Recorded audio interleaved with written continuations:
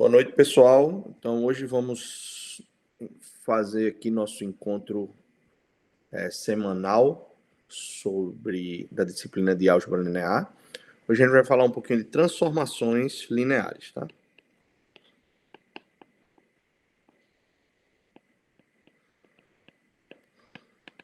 Vamos dar alguns aspectos, definições, propriedades básicas e uns exemplos, tá? Na aula de hoje. Essa é a nossa nona aula 9, e tem como objetivo principal duas coisas, né? Definir transformações lineares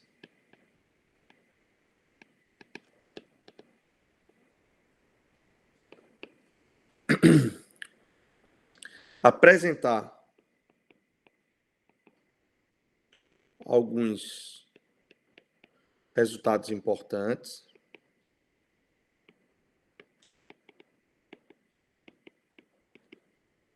sobre transformações lineares.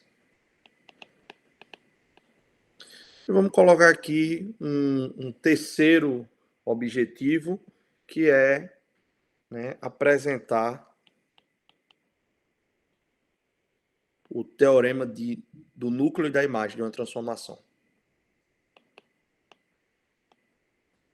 Do núcleo e da imagem vou chamar isso aqui de TL, tá? De uma transformação linear. Então é isso que a gente quer apresentar hoje aqui nesse vídeo, tá bom?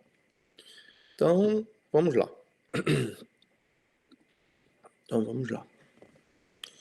Então, iniciamos definindo, né, o que é, de fato, uma transformação linear. E é bem simples, né? Então, uma transformação linear nada mais é do que uma função, tá? Então, vamos lá. Esses aqui são os nossos objetivos da aula. Então, vamos iniciar por uma definição, que é a definição de transformação linear. Então, considere, né, dois espaços vetoriais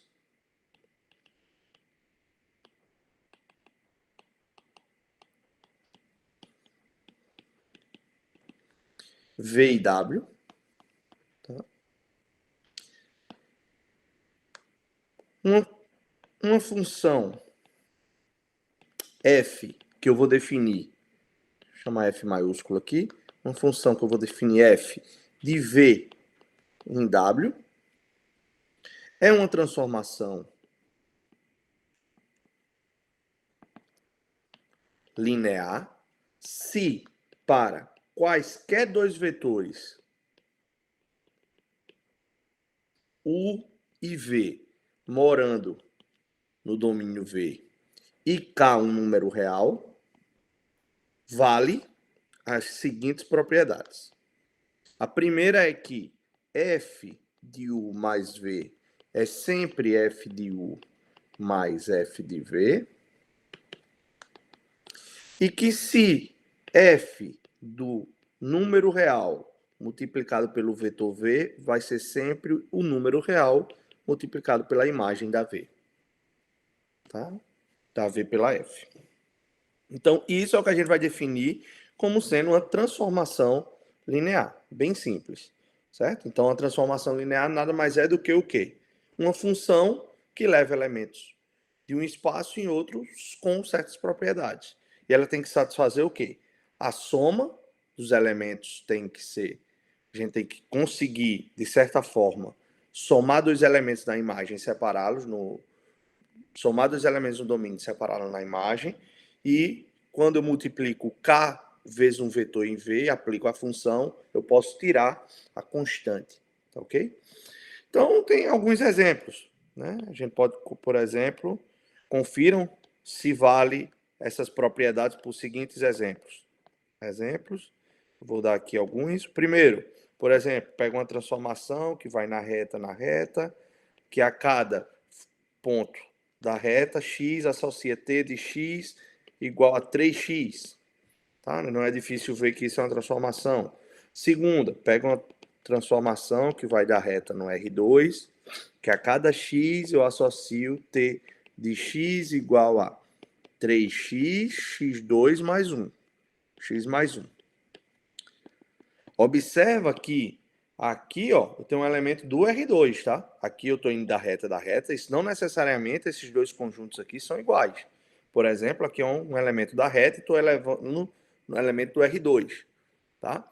Ou, por exemplo, pegar um elemento do R2, tá? E levar no R3.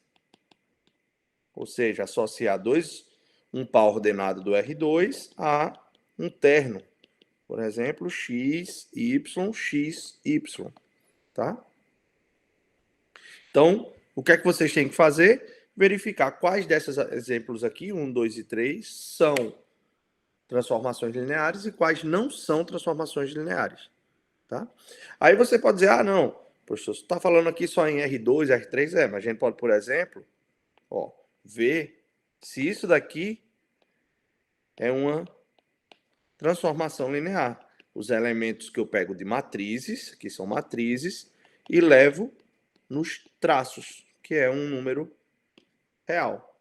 Ou, por exemplo, pego elementos que são polinômios, vamos pegar aqui o P2, por exemplo, e levo no R3.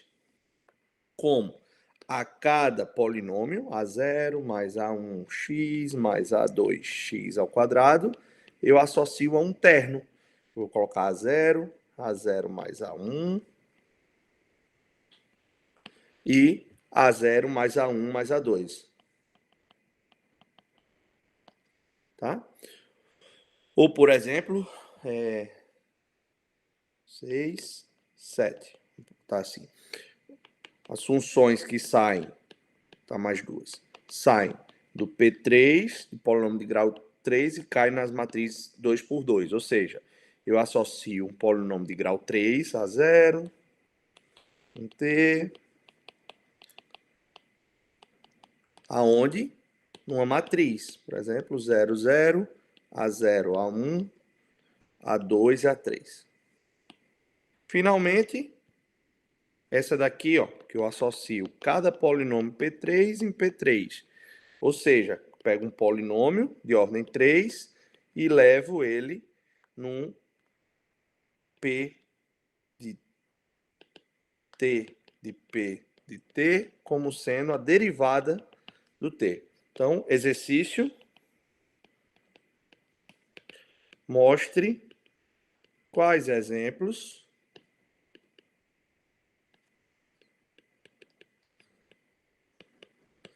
são transformações lineares e quais não são transformação linear, ok? Isso aqui é uma coisa bem simples. Então, uma outra característica é, por exemplo, se eu fizer o contrário. E se eu der uma transformação linear, né? Ou seja, determinar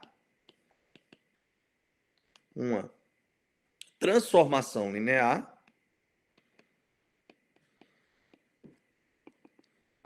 através da regra que eu tenha, sem ser a regra explícita.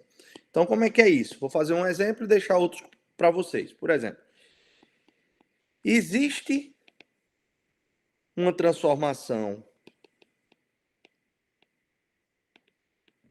T de R2 no R3, que a cada elemento T de 1, 0 eu levo no 1, 0, 1, e no T de 0, 1 eu levo em menos 2, 1, 0. Né? Então a resposta pode ser sim, a resposta pode ser não. Então vamos verificar, tá? Vamos verificar se isso daqui é verdade, tá bom? Vamos verificar se isso aqui é verdade. Perfeito. Tá.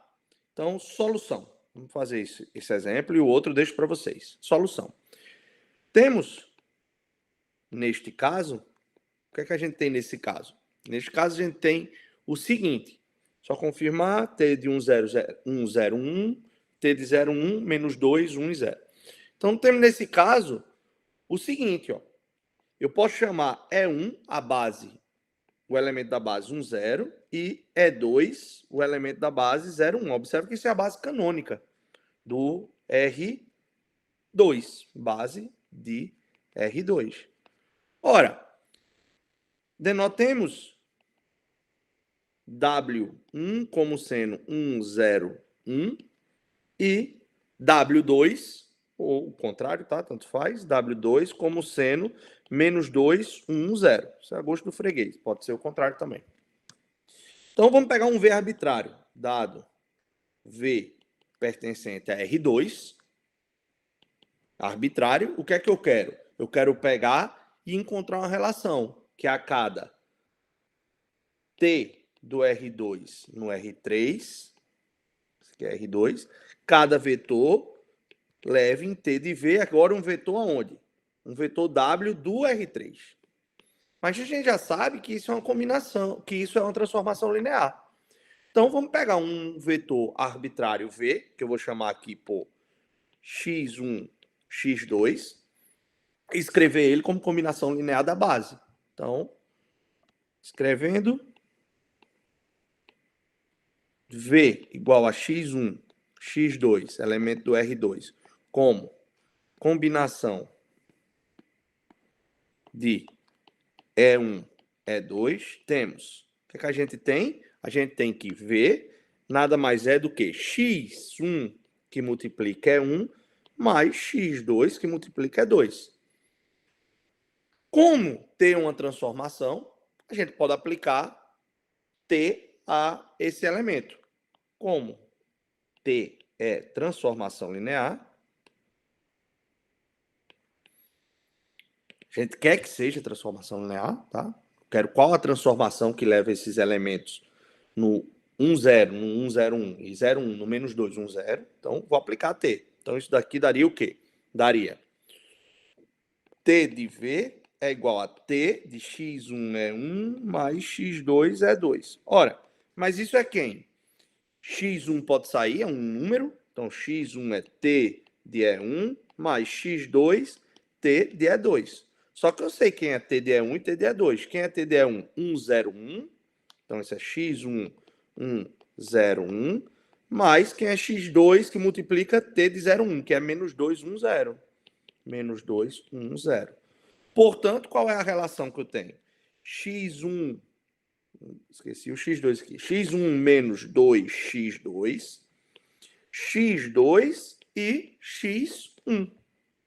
Tá ok? Por quê? Porque ó, x1 menos 2x2 está aqui, x1 vezes 0 é 0, x2 sobra, x1 vezes 1 é x1, x2 vezes 0 é 0. Então, portanto, essa é a transformação que leva elementos do R2 aonde? No R3.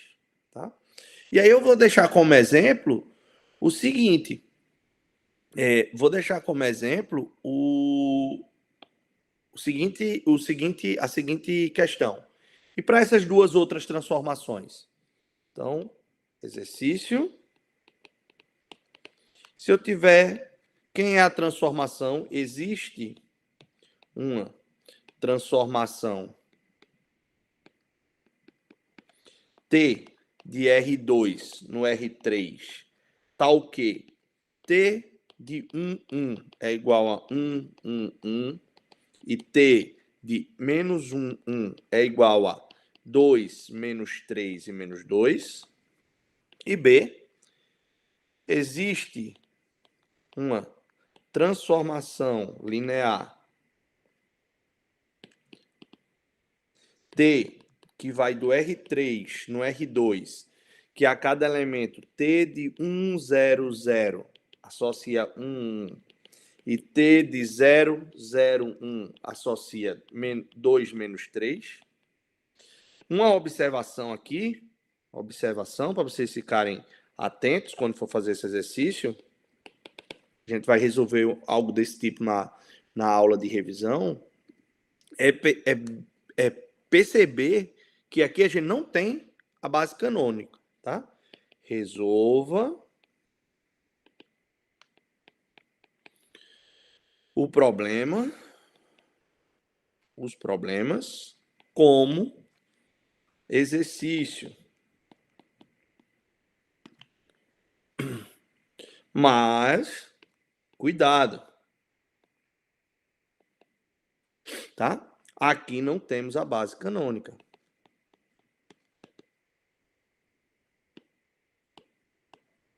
Então, tem que ficar de olho nisso para não fazer besteira, tá bom? Então, pensem um pouquinho sobre esses dois problemas quando não se tem a base canônica, tá? Então, algumas propriedades importantes é o seguinte: a gente definiu que é uma imagem, um núcleo de uma transformação, e ver quando é que elas são injetoras, sobrejetora e bijetora, tá? Através disso.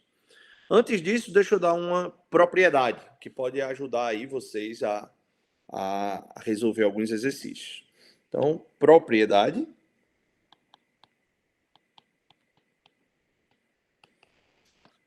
A propriedade é o seguinte: se V1, V2, Vn é uma base de V e W1, W2, Wn são elementos quaisquer de W,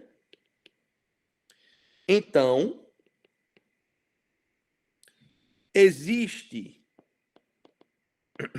uma única transformação linear, uma única transformação linear, T de V em W, tal que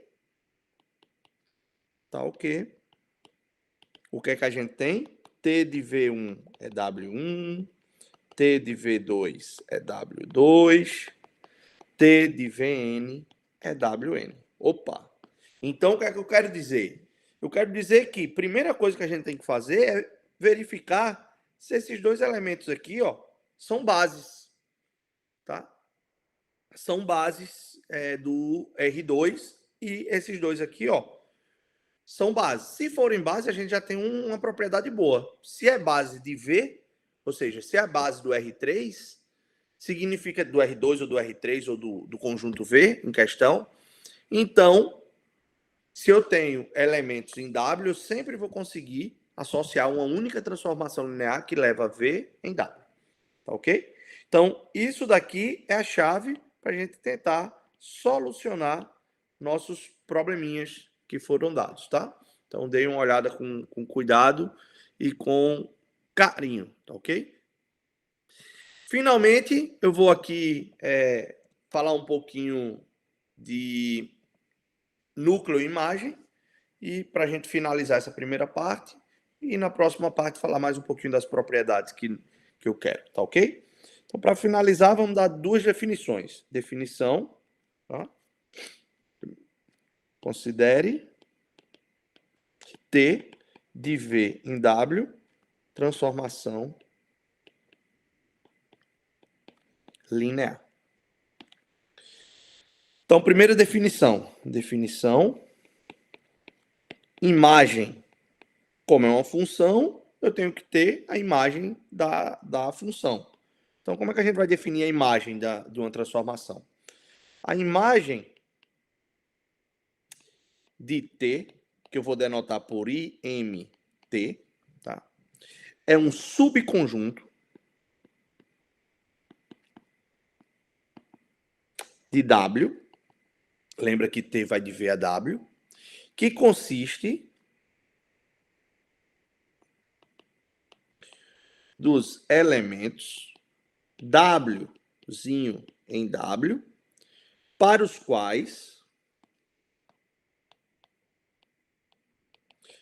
quais existe V pertencente ao meu V grande, tá? O meu domínio, tal que T de V é exatamente o W. Então, como a gente lembra de função, né? É natural a gente pegar uma função, definir o domínio contra o domínio e olhar a imagem. Qual é a imagem? São sempre os elementos que eu pego no domínio, de tal forma eu associo alguém lá na imagem, tá ok? E agora, segunda definição. Definição 1, definição 2, aqui.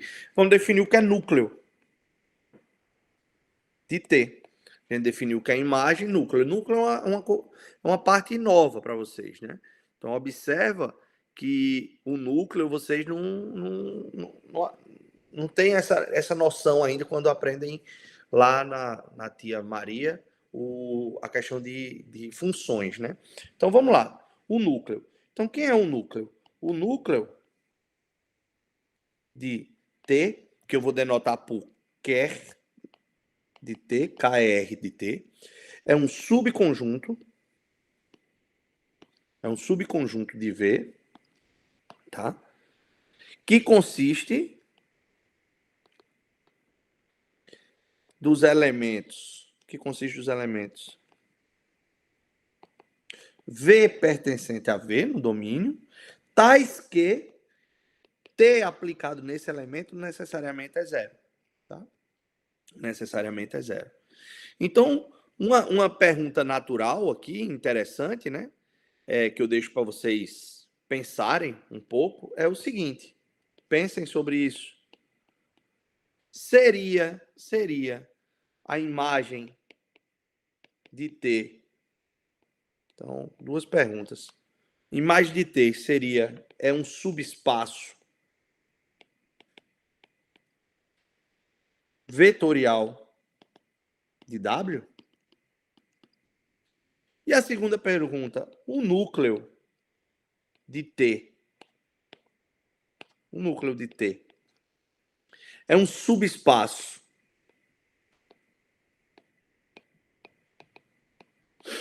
vetorial de V? Tá?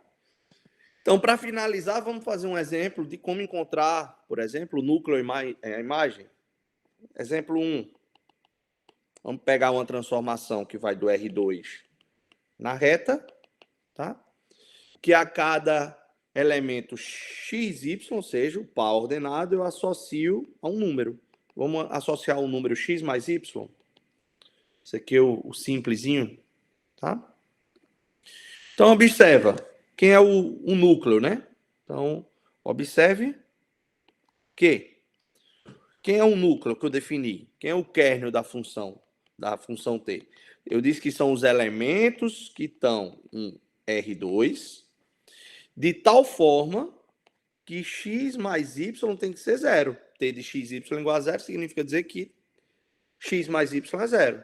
Né? Então, só para deixar mais claro, T de x, y é zero. Foi isso que eu disse. Mas que conjunto é esse? É o conjunto dos x, y e R2, de tal forma que x mais y, já que a gente tem uma representação para a função, é zero. Ora, mas isso é quem? Isso ainda é o conjunto, eu posso escrever x, y pertencente a R2, de tal forma que x ou y é igual a menos x. O que é isso, pessoal? É a reta.